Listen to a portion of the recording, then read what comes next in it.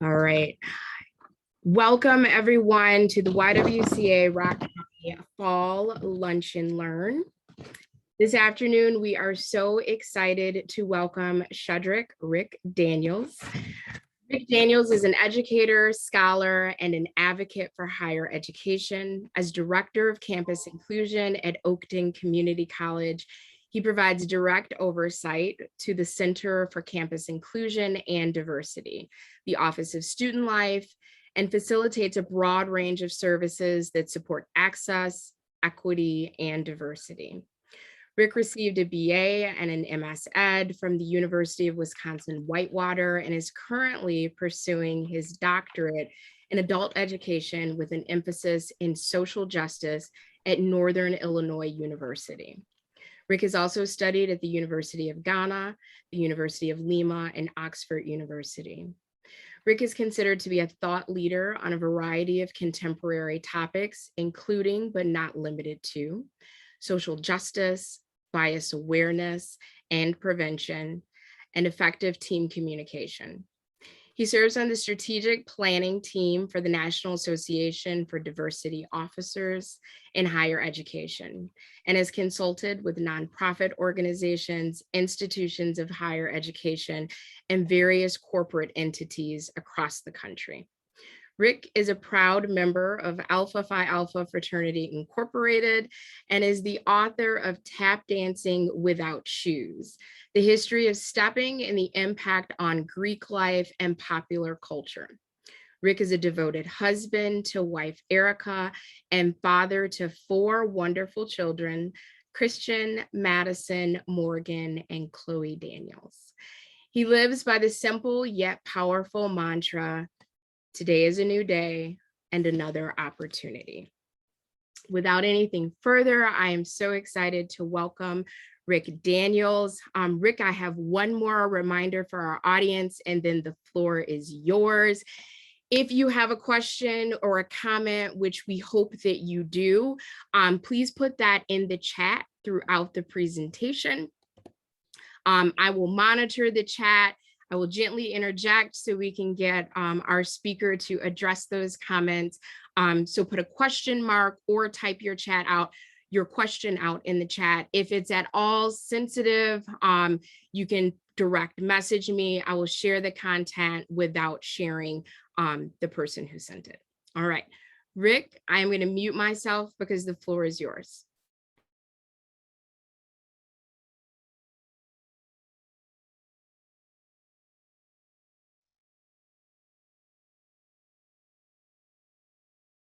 You're muted.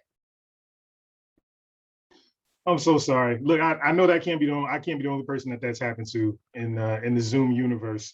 So please accept my apologies. Thank you, Amy. Thank you to all of you for being here today. I can't see all of you here as I'm sharing my screen, but for those of you who are here, I truly appreciate it. This is an honor to stand before you this afternoon. I want to say a special thank you to Amy Levy and the YWCA of Rock County. This is quite the experience for me at this point because I am preparing to defend my dissertation soon, October 22nd at 11 a.m. And so this is the first time that I've presented this in front of everybody other than my committee. So this is a good sort of way for me to get started and to really hone in, but also hopefully this will be something that will allow us to take a deeper look at how we frame anti-Black racism, how our organizations respond to national incidents of anti-Black racism, and then how we as individuals fit into this system, into this idea of anti-racism, and what that means in the context of how we write and how we share information. As mentioned before, I serve as the Director of Student Life and Campus Inclusion at Oakton Community College. Prior to that, I was the Dean of Students at Rock Valley College, and I've been in higher education for my entire career. I would not be here without my family, my wife, Erica, and our 4 beautiful children. I am who I am because they are who they are. And we are a tribe called Daniels. And so this is also for them as well, as they have been with me throughout this entire process. But thank you again for allowing me to be here. Once again, this is entitled, So What You Saying? A critical discourse analysis of institutional statements addressing anti-Black racism in 2020. Let's begin. So we really split this into about 3 sections today. First, we're going to go over what is considered to be the introduction, which would be the statement of purpose. Then we'll review some literature that's related to the subject matter of institutional speech, institutional statements addressing racism. We'll talk about our theoretical perspective as well, which will help to frame our research design. From there, we'll move into the second part, which is the research design, and I'll cover the research site, the methods and data collection and analysis, my own researcher positionality, and then the significance of this as it fits into the larger landscape of research around this topic. Lastly, I'll cover my findings and talk about what I found from reviewing the statements that were released, and then hopefully be able to engage you in recommendations and a discussion, and be able to answer any questions that you have. So I know that our time is wise, is for all of us, it's valuable for all of us. So I'm going to try to go up until about 12:45, and then at that point, I'd love to entertain any questions that you may have. And in that time period, you may find that there's a lot to cover. And so in these first few slides, I may be moving a little fast. If you have questions that come along, again, as Amy said, please feel free to post those in the chat, and I'll get to them as soon as we get to the question and answer period. But from here, we will begin to engage, and hopefully if there's any notes or questions, I can be able to answer those for you. For decades, racial incidents have routinely occurred on college campuses. And as we've looked back into the history of higher education, we understand that higher ed was originally an institution founded specifically for rich white men. And so as it became a more diverse institution and a more diverse landscape over time, racism entered into the landscape as well. And so for decades, we've seen racial incidents take place on college campus. As a matter of fact, Cole and Harper say that they take place routinely. During the 2016-2017 academic year alone, the Anti-Defamation League documented 107 incidents of hate or bias on US college campuses. So this is incidents that take place on campus. However, a series of highly publicized off-campus acts of racial violence between February and September of 2020 ignited a national reckoning on race, racism, and anti-Black racism. In response, a number of college and university leaders, including many presidents, published public statements about these racist acts and other racist incidents occurring within the US during that time. While some of the public statements were well received, others were largely viewed as performative and were immediately met with disappointment. Sarah Ahmed refers to a performative utterance within the context of speech as a statement that does what it says it does. Although public statements often admit to racism on campus, such admissions are not in and of themselves acts of anti-racism. What is anti-Black racism? Well, Charlene Carruthers, considered to be one of the foremost scholars of the Black Lives Matter movement, defines anti-Black racism as the system of beliefs and practices that attack, erode, and limit the humanity of Black people. And the reason why I believe this particular definition is important to point out is because when we talk about race and racism in America, I believe that the national and the public discourse is moving toward sort of a wide net version definition of racism, meaning that we can all be racist. We can all have racism, racialized experiences. We all are socialized into a racial society, so therefore we're all affected. But I believe that Carruthers, as well as many others, point out that although we are all affected by racism, there are varying degrees to that effect. There are varying degrees to how they impact our daily lives. And one of those degrees is considered to be anti-Black racism, meaning that it is racism that is very specific, that has very specific impacts and implications on Black people. And so Carruthers says that the system of beliefs and practices that attack, erode, and limit the humanity of Black people. It starts with the attack, then there's the erosion, and then there's the limitation of the humanity. And so it's important to point that out because we are all affected. But when we speak specifically about anti-Black racism, it's important that we put that into context because that affects a specific type of individual, a specific type of human being. As such, the purpose of this critical discourse analysis study is to explore the ways in which colleges and universities within the University of Wisconsin system address nationally publicized incidents of anti-Black racism.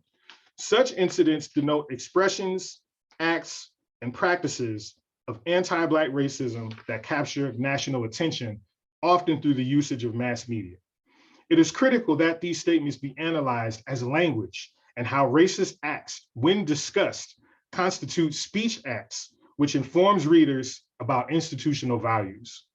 Moreover, although the term incident will be used throughout, those who are listening are cautioned not to see these acts as merely incidental, but rather uniquely situated within the historical context of race, racism, and anti-Black racism in American society.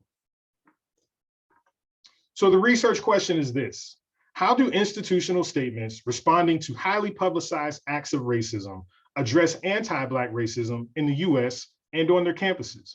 This question came about because I think there's no way to understate that the year 2020 will go down in history as one of the most societal shifting years that we've ever seen. And so I'm often, a lot of people, anybody who knows me has heard me probably say that I would have loved to grow up in certain eras.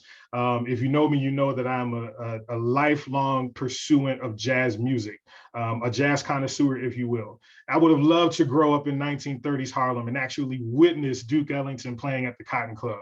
Or I would have loved to be a part of the Civil War and fight on the Union side and be a part of the 54th Regiment. I would have loved to be a part of 1980s hip hop and grow up and see and actually watch it evolve and form in the purest of times. But I believe that we are growing up in a historic time right now. And the moment that we are in, this era that we are in at this moment, will not be forgotten. And so I encourage all of you to see yourself and ask yourself, where am I positioned in this era right now?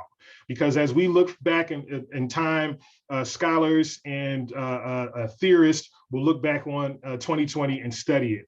And so I wanted to study how the UW system, because I'm a UW system graduate, responded to these incidents, but really how institutional statements responded, or institutions responded to these incidents as well.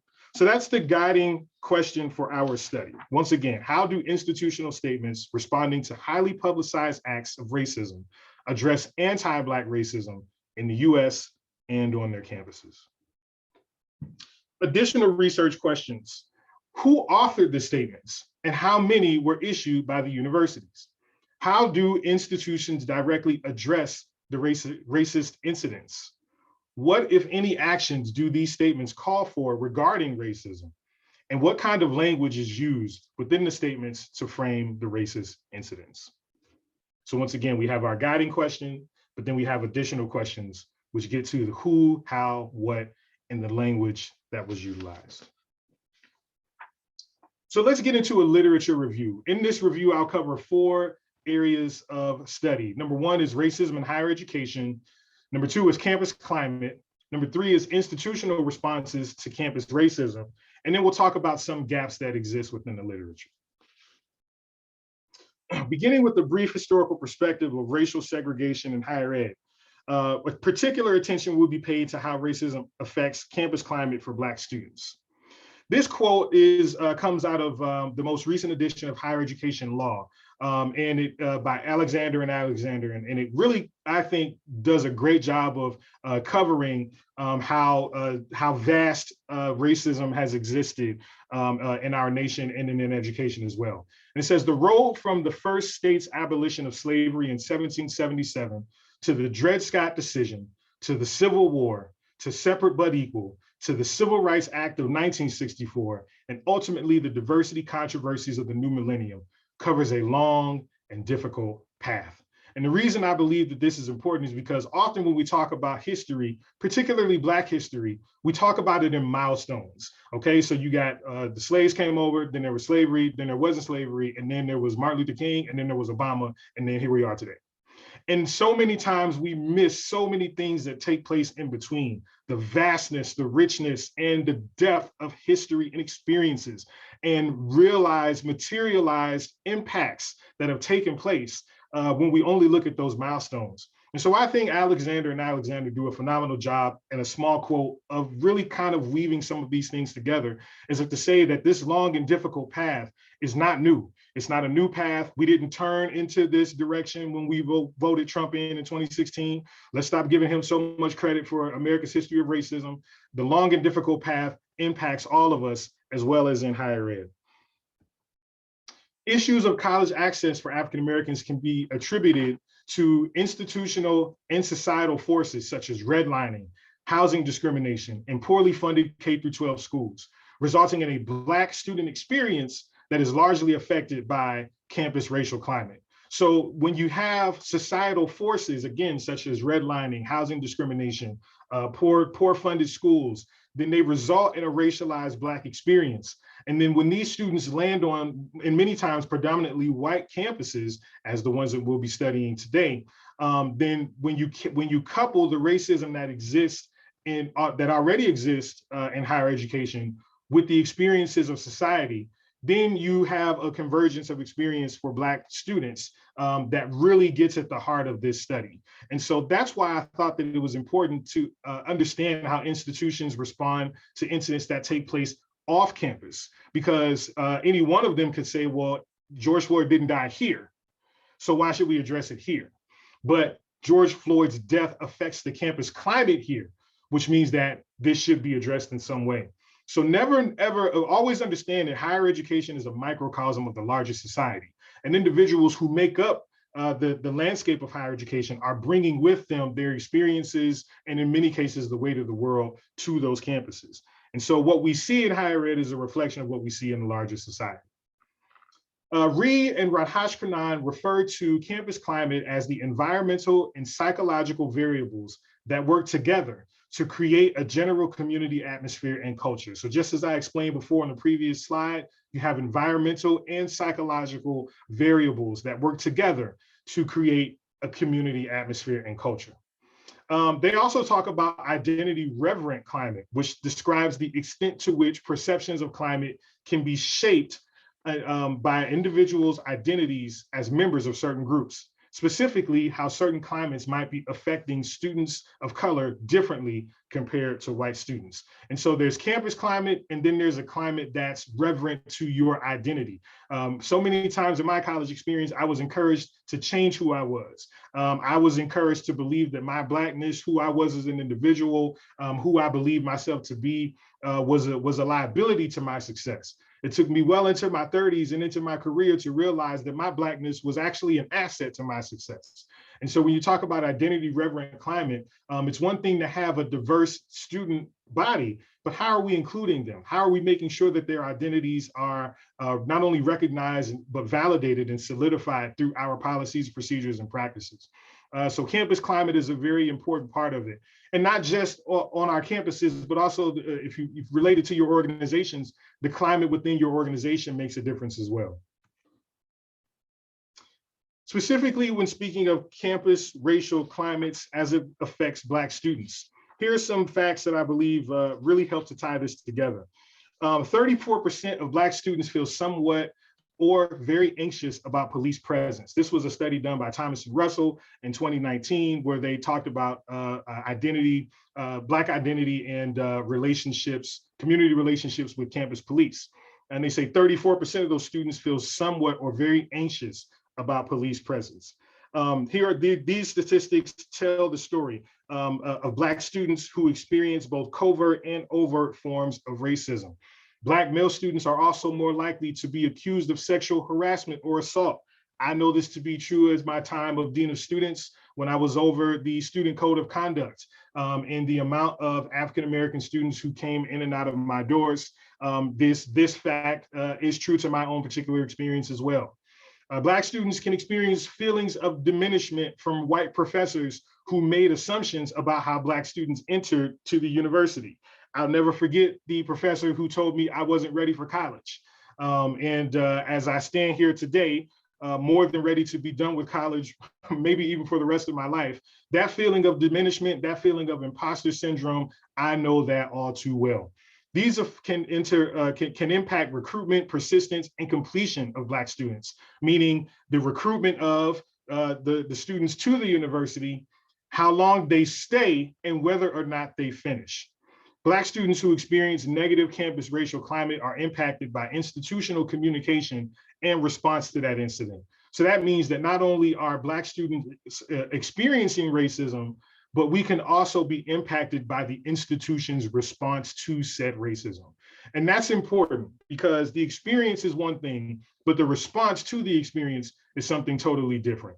Many of us have heard the frame, you've added insult to injury, which means that not only did you injure me, but you insulted me as well. And so when we talk about the experiences that injure the humanity, the human experiences, the lived experiences of Black students, the institutional communication that comes out after an off-campus incident like the death of George Floyd or Breonna Taylor or the shooting of Jacob Blake, that can actually serve to impact Black students who read them in a negative way as well.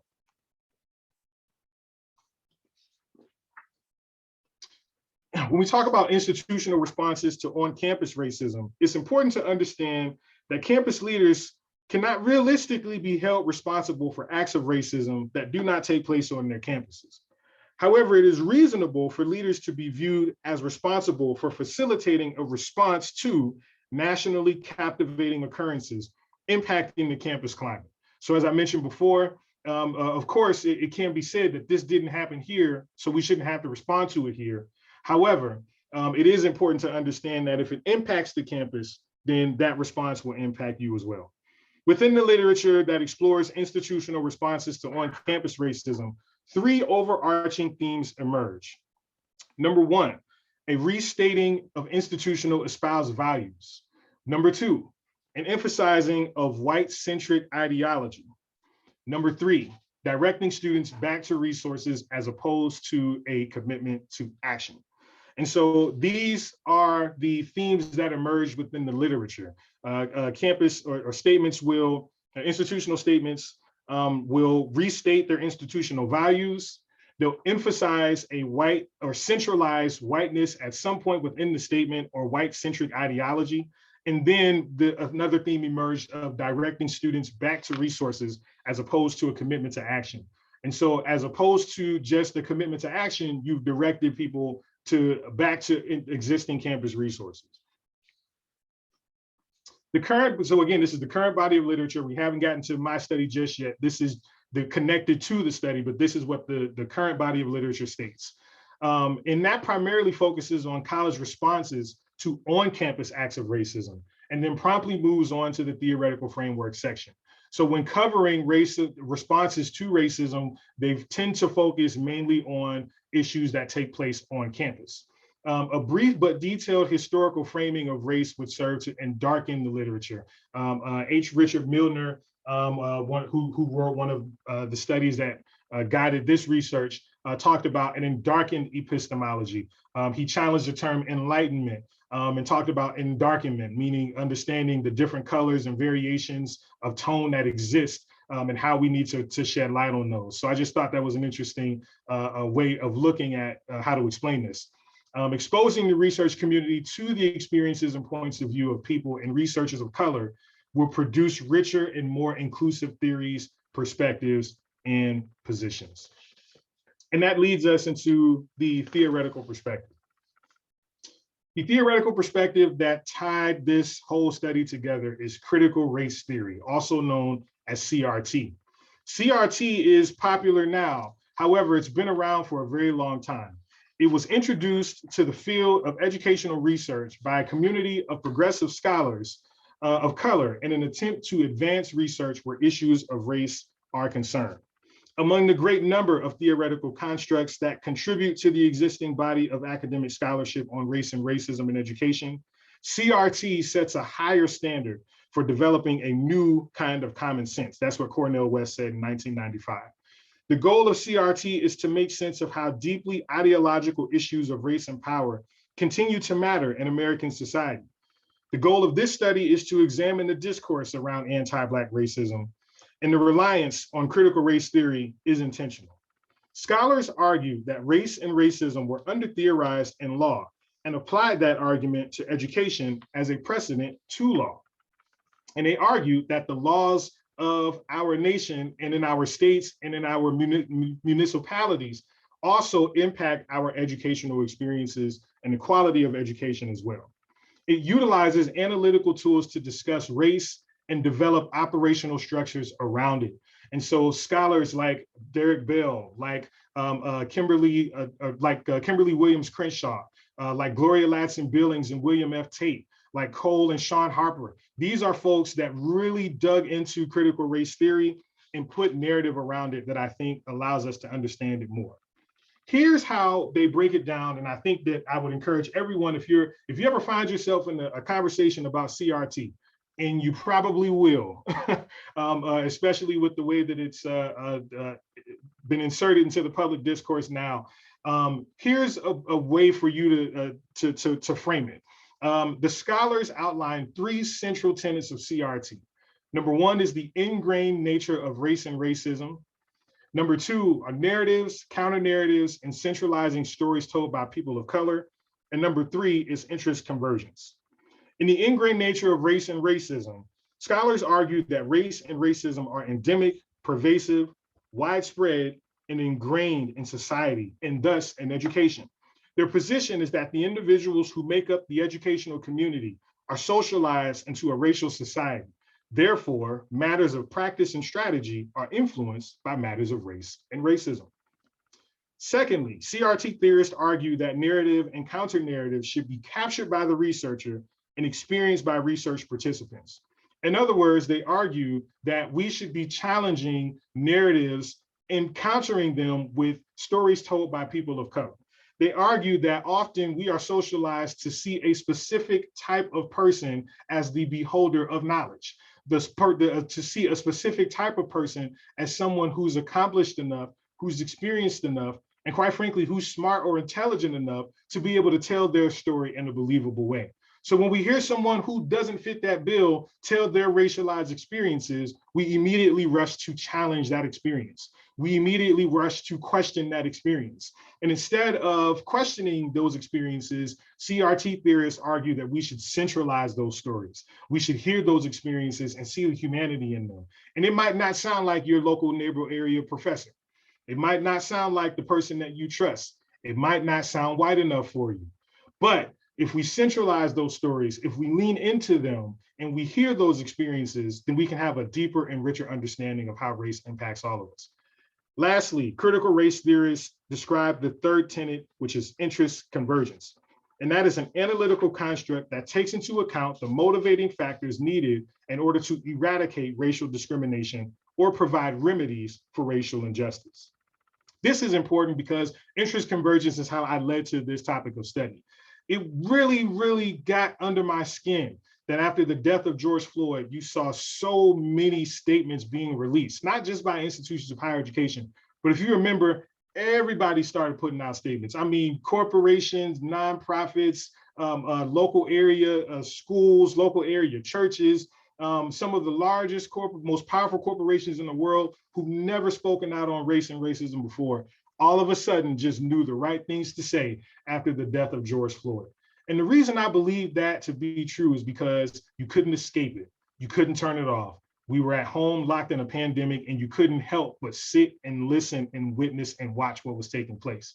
And as a result of that, it no longer served the interest of those larger corporations or institutions, the organizations, to be silent, meaning that many of them knew that if they remained silent, it would impact their bottom line. And that's where interest convergence comes in. That's why it's so powerful, because the scholars argue that those who are in power are only interested in eradicating racism when it benefits them.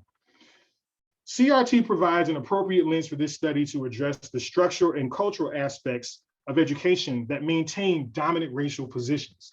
CRT offers insights, pedagogies, and perspectives that shed light on how race and racism are endemic and present, even within written text.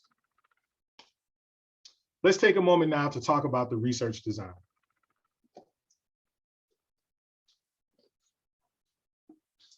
Critical discourse analysis is the research framework, the design framework that will tie the study as well. So this study will utilize critical discourse analysis as a methodological approach to explore the ways in which written text can influence the shaping of narratives and the establishment and maintenance of power relations. Fairclough and Wodak offer an operational definition of CDA when they positioned it as a form of social practice that takes into account the context of language use to be essential to general discourse. From an equity lens, well-circulated texts have the power to divert attention away from the more complex issues of equity and justice. Additionally, text, policy documents, and other forms of widely received written communication have the potential to redefine current thinking and ultimately assist in the elevation or suppression of marginalized voices and struggles. And that's the most important part. That's one of the most important parts of this study to understand. Once again, the scholars argue that text, policy documents, and other forms of widely received written communication have the potential to assist in the, watch this part, the elevation or the suppression of marginalized voices. In other words matter. Words have power. Where they say sticks and stones words can never hurt you? False. I knew we grew up with that, but we may need to move to a more improved way of thinking. Words can hurt. Words can make an impact. Words can either serve to elevate or suppress marginalized voices, struggles, philosophies, and It is doing a luncheonette out. Critical discourse analysis cannot be classified as a single method, but rather viewed as an approach. And it is a leading indicator for why this is a leading indicator for this study, because it makes clear that the use of language, particularly circulated language and documents, have meaning and power. Our research site takes place at the University of Wisconsin system, also known as the UW system. The UW system has 170,000 students at 13 universities across 26 campuses. This study will review all of the statements across institutional type, including extension campuses, meaning that there aren't just four-year universities in the UW system. You also have some two-year or transition colleges or extension campuses as well. And so for every single campus representing every institutional type, we look for statements that addressed anti-Black racism in order to analyze for this study. I gained access through institution websites and also in some cases, telephone outreach. Here's how I collected data. I utilized a descriptive coding process. This study utilized a descriptive coding process to analyze written statements addressing racism released by colleges in the UW system. According to Miles, a descriptive code assigns labels to data to summarize in a word or short phrase, most often a noun. The primary goal in using descriptive coding for this study was to develop a system of codes that categorize the public statements that name racism and anti-Black racism, address on-campus racism, and speak directly to the institution's commitment to racism. So in other words, this system helped me to understand what institutions actually called out racism in their statement, which institutions called out anti-Black racism and how they would address it on their campuses, and which ones spoke to their commitment to anti-racism.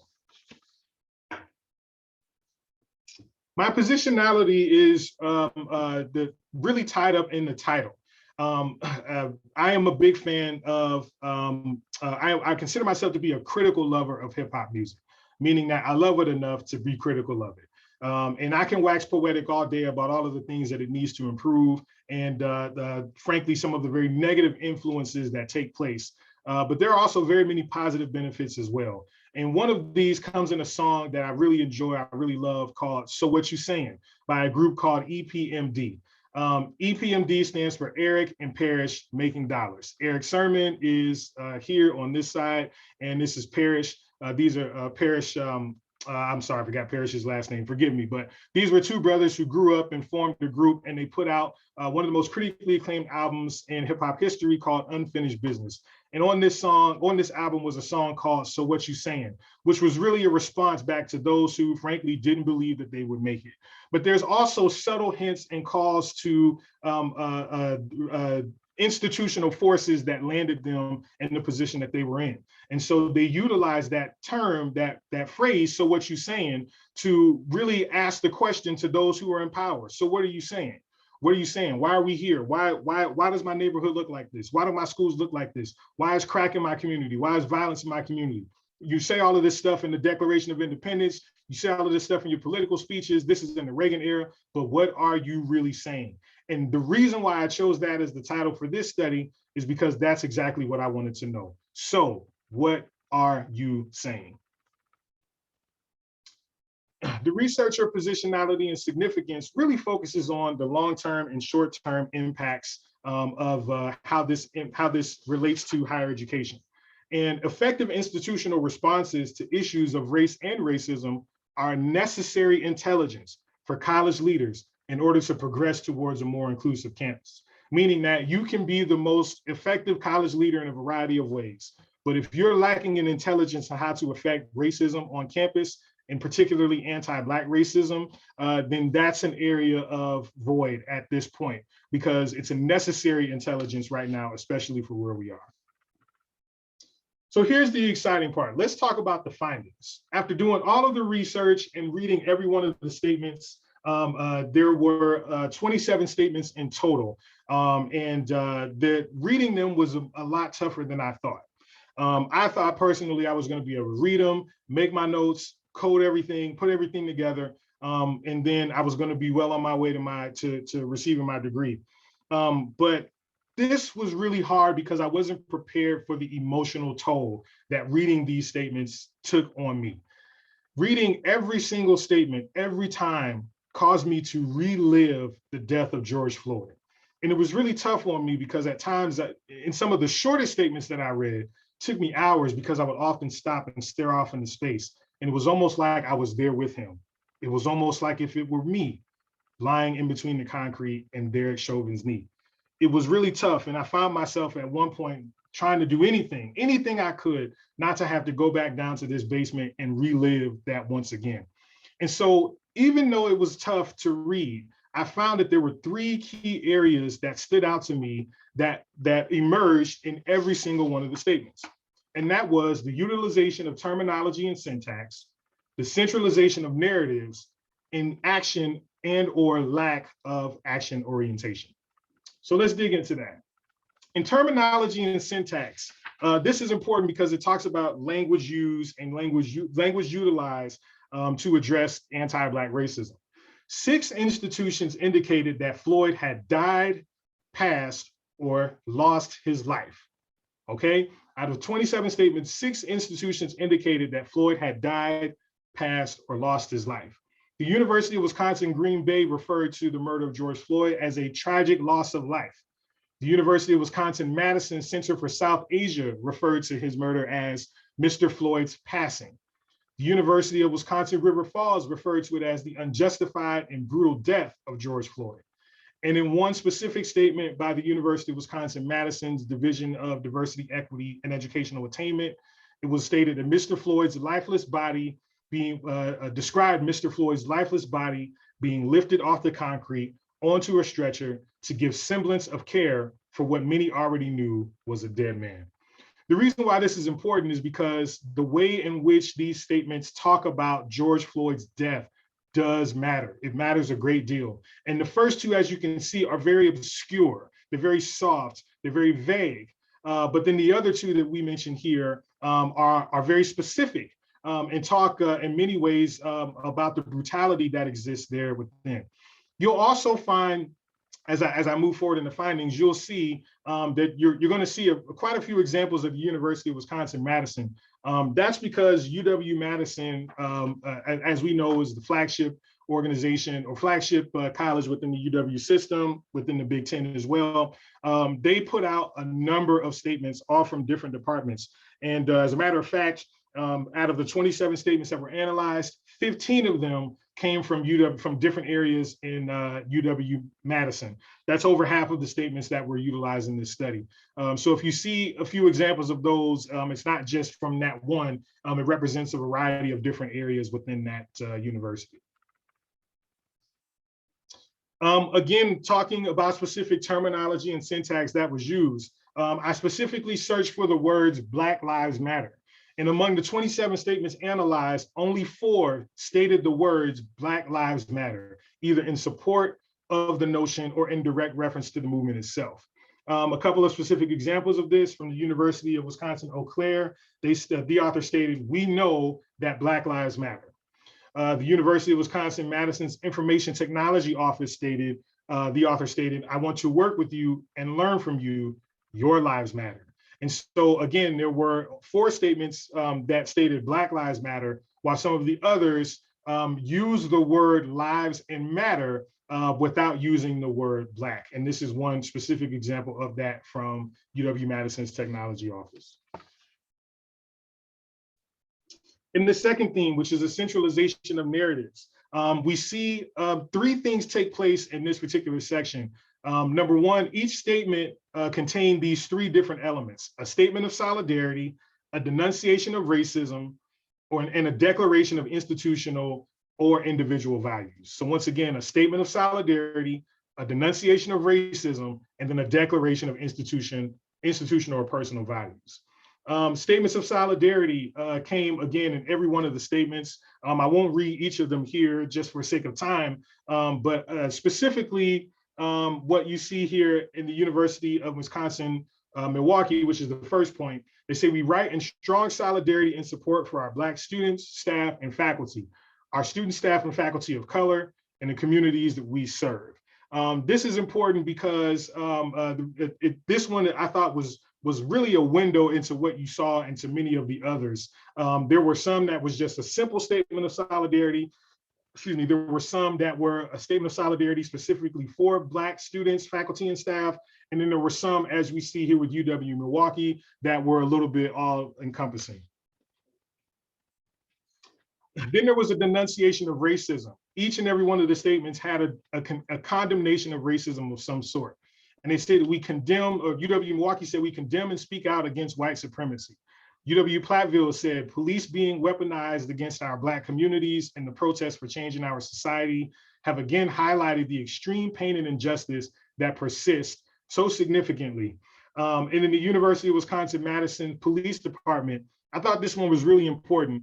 And it said that, "And while there are moral and tactical shortcomings here, there exists the added weight and the knowledge that these occurred in the all too often context of police victimizing an unnamed and unarmed person of color.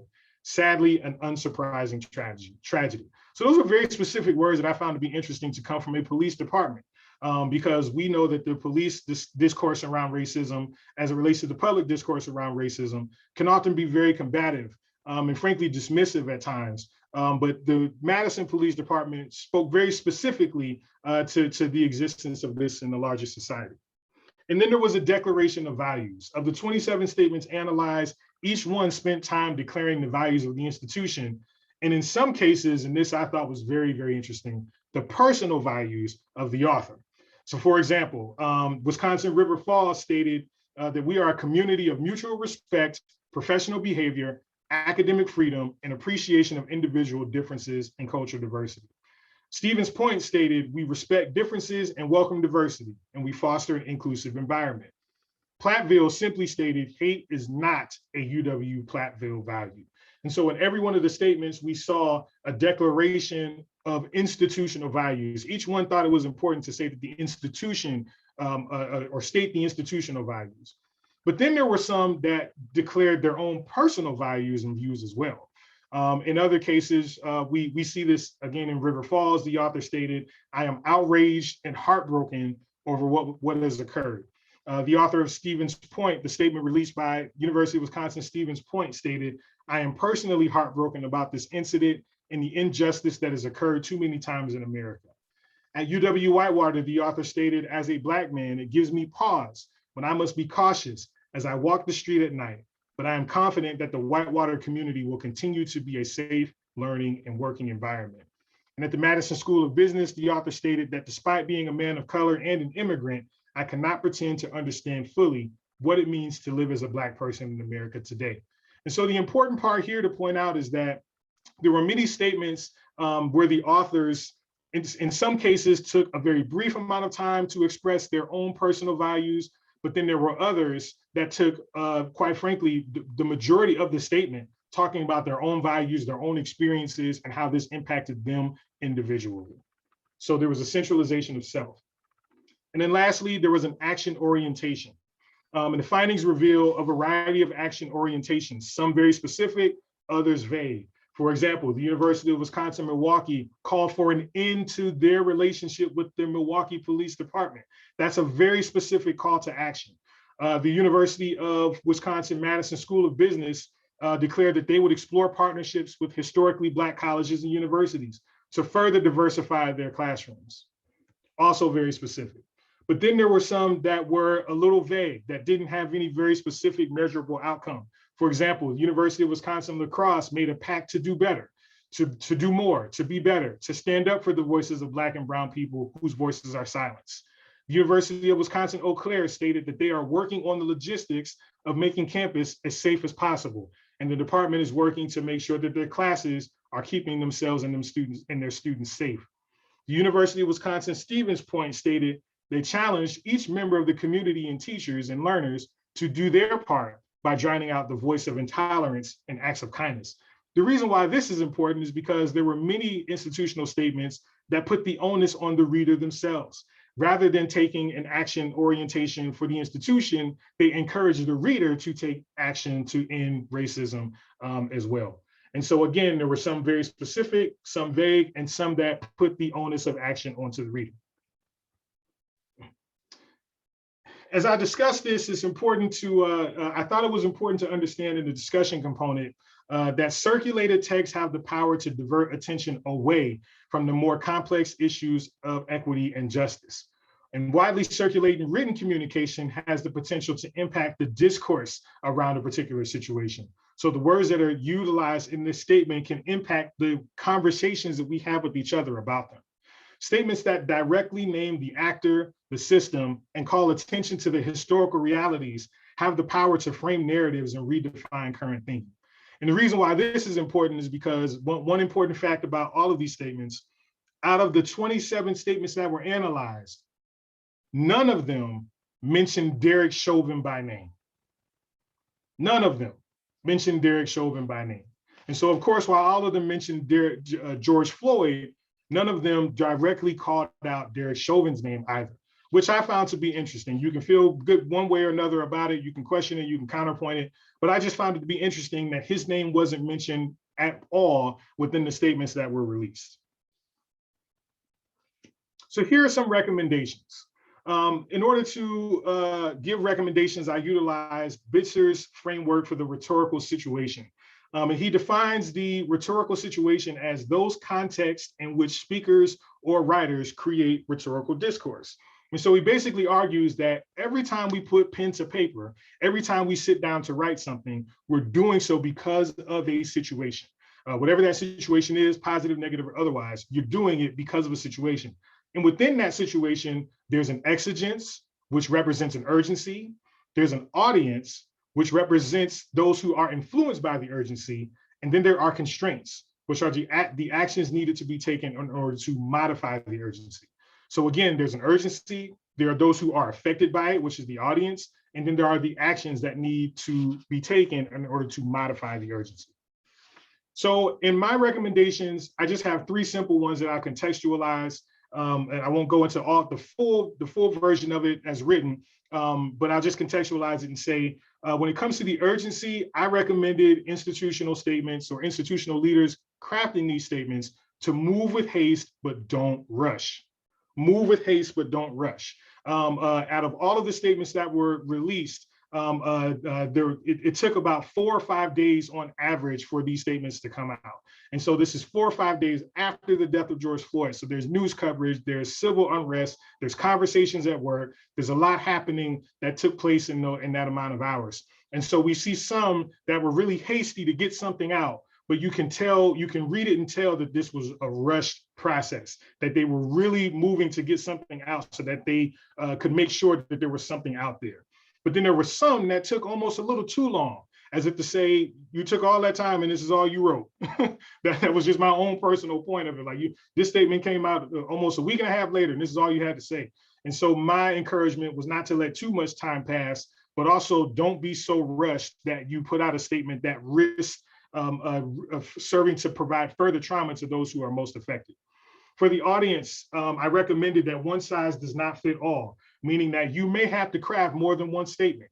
You may have to put out something that specifically addresses the Black students on your campus, or faculty and staff as well. You may have to put out a statement that addresses the white students, faculty, and staff as well. What does that mean? That means that you may have specific words and action items that those who represent the dominant, those who represent the majority and the power structure, that they can be doing to mitigate racism on campus. And then also understanding that one blanket statement doesn't, it impacts all of us, but it may not effectively address all of us as well. So there may need to be a little bit more work done in how we communicate. And lastly, actions that needed to be taken. What I said in terms of constraints was, be careful with your action orientation. Make sure that there are actions listed, but understand that those actions need to be specific enough that they can be measured down the line. When we go back to the action orientation in the previous statements, I don't know how you measure a pact to do more. I don't know how you measure a pact to be better. That's an action, but it's an immeasurable action. So I can't go back to UW River Falls 2 years from now and say, hey, tell me how you've done better since the statement was released. However, UW Milwaukee had a very specific action item. And so we can go back to their university right now and say, hey, tell us about where you are on the action that was mentioned in your statement about ending the relationship with the police department. And so actions need to be specific and measurable, but they also need to be utilized in an archival way, meaning we should be able to go back and check and see whether or not movement has been made. So in conclusion, words matter. The way that we construct documents and written discourse matters, but how we address anti-Black racism, again, on campus, but also within in our organizations as well, whatever industry you represent, how we write, the way that we write, the discourse that we utilize makes a difference and can either serve to elevate or serve to suppress marginalized voices. I'll leave you with this. The title of this dissertation is actually going to change. This is a title that will be used in an article that will be published, but the actual dissertation title has changed to Imprecise Words, a critical discourse analysis of institutional statements addressing anti-Black racism in 2020. The reason I wrote that is because it comes from a James Baldwin quote where he talks about how he doesn't really like words like diversity, like freedom, like leadership and things of that nature, because the words don't matter as much as the actions behind those words, the actions that we do each and every single day. And so he calls them imprecise words. And he admonishes us to be careful about the words that we use when addressing racism in particular. And I believe that this is a fitting title for this study because, as I mentioned before, words matter. And so when crafting these statements, it's important for us to remember that as well. So that's that. I went a little bit over to my appointed time, and so I apologize for that, but I hopefully will be able to take some of your questions. But thank you for engaging me in presenting my research really to the public for the very first time. So thank you. So Rick, I knew I would be impressed and you did not disappoint. You gave us so much to think about. Just a few takeaways that I will highlight as the audience is thinking about their questions. I love that you are asking us and challenging us to really decide where are we positioning ourselves. And hopefully that is a question that we will not ask ourselves just once, but repeatedly. Where are we positioning ourselves? And the second thing that really stood out for me is what action is tied to our statements.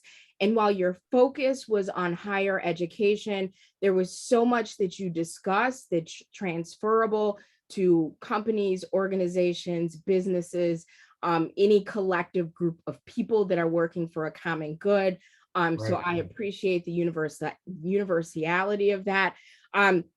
One other thing on a lighter note that stood out to me, your mention of UW-Madison is not only the flagship for the UW system, but of the Big Ten. I know where this is going. Since words matter, my friend, I just want you to know that as a Buckeye, I took note of that. So I will leave that there, and we will open the floor if there are questions, if there are comments. Please type your question in the chat or put a question mark. I will call on you so you can unmute and share with our speaker.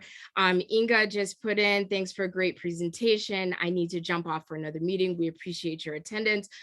Just a reminder, this is being recorded. I definitely will have to watch this back at least once, maybe more than that, to kind of glean everything that I need to get from this presentation. So that will be available shortly on the YWCA Rock County YouTube channel. More thank yous are coming in, one specifically from Julie. If there are any questions, we do have a couple minutes and we would love to entertain those. Okay, so thank you, Amy. I appreciate that. Thank you, everybody. This question here by Julie is a really great question. She says that, oh, it looks like I lost it, but I believe the question was about how this influence statements released. Okay, yes, how influence Oakton Community College creates institutional responses. Actually, it was our institutional statement that led me to this topic. I believe that and this is with all due respect to our administration, I thought that the statement that our college put out was very much rushed. It definitely had not really included or called out anti-Black racism. It was very vague, and it was really difficult for me to read. And so I had some very open and honest and frank conversations with our college president, who was receptive to that. And I was sitting in class the next day, and I was just in a really, really bad space. And I was having a very difficult time engaging in class. And as I talked about my experiences in this, my dissertation, she was my professor who went on to become my dissertation chair, just recommended it just like that. And she said, well, why don't you do a critical discourse analysis of institutional statements addressing anti-Black racism? And I'm like, oh, I didn't know I could do that. Ultimately, I've been doing that this whole time, analyzing the statement that have been put out, as well as many others. And so since then, I have been asked to contribute to many of the statements that have been released publicly regarding many other incidents that have taken place, not just addressing racism, but a variety of different issues related to EDI. So thank you for asking that. And this is the essence of applied learning, I think, in this particular case. Perfect. So as we end, I am going to share my screen one more time with a really important announcement. As many of you know, the 7th Annual Racial Justice Conference is happening on Thursday, November 4th. Registration has opened. I will put the link in the chat. You can visit our webpage to get more information, but I just wanted to highlight a few points. Early bird pricing is now until October 15th for just $100. The price from October 16th until the day of the conference will be $125. There's still an opportunity if institutions or individuals would like to sponsor. I will also put my email in the chat. Feel free to reach out to me. Also, student tickets. Since we've been talking about higher ed, student tickets can be purchased at any time up until the conference for $50. You can purchase tickets online or by contacting Georgine Hunt. If you do need a student ticket, the only way to do that is to contact Georgine Hunt. Adult tickets can be purchased online or through the assistance of Georgine. And again, as soon as I stop sharing my screen, I'll put that link. Also, our Dorothy Height Award, such a high honor. The deadline has been extended. Our new deadline will be Friday, October 15th.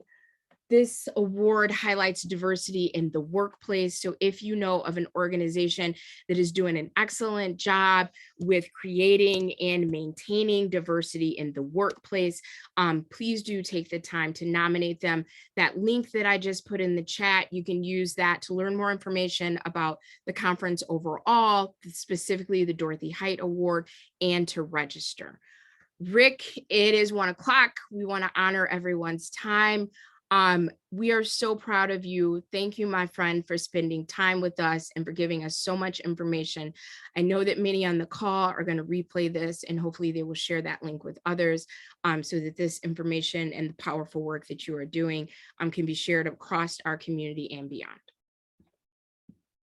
Thank you so much, and thank you, everyone. I truly appreciate it. All right. Have a good afternoon, everyone. Thank you so much for joining us.